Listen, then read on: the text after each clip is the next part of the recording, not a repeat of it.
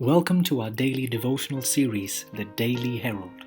I pray that these messages will come to you as an encouragement and a reminder to be heralds of the Lord daily. God bless you. Conquering Prince, April 15. I am he who lives and was dead, and behold, I am alive forevermore. Amen. And I have the keys of Hades and of death. Revelation 1:18. The captives brought up from the grave at the time of the resurrection of Jesus were his trophies as a conquering prince. Thus he attested his victory over death and the grave. Thus he gave a pledge and an earnest of the resurrection of all the righteous dead.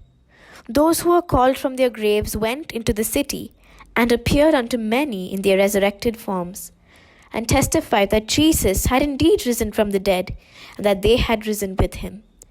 The voice that cried, "It is finished," was heard among the dead. It pierced the walls of sepulchres and summoned the sleepers to arise. Thus it shall be when God's voice shall be heard shaking the heavens and earth. That voice will penetrate the graves and unbar the tombs. A mighty earthquake will then cause the world to reel to and fro like a drunkard. Then Christ, the King of glory, shall appear, attended by all the heavenly angels. The trumpet shall sound, and the life-giver shall call forth the righteous dead to immortal life. It was well known to the priests and rulers that certain persons who were dead had risen at the resurrection of Jesus. Authentic reports were brought to them of different ones who had seen and conversed with these resurrected ones, and heard their testimony that Jesus, the Prince of Life, whom the priests and rulers had slain, was risen from the dead.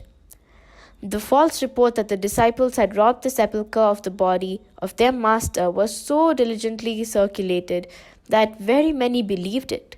But the priests, in manufacturing their false report, overreached themselves, and all thinking persons, not blinded by bigotry, detected the falsehood. The priests and rulers were in continual dread, in walking the streets or within the privacy of their own homes. They should meet face to face with the resurrected Jesus. They felt that there was no safety for them. Bolts and bars seemed but poor protection against the risen Son of God. Further reflection: would my spiritual life change if I saw someone whom Jesus had raised from the dead? Am I more moved by spectacular manifestations of Jesus' power, or the everyday blessings that he bestows upon me?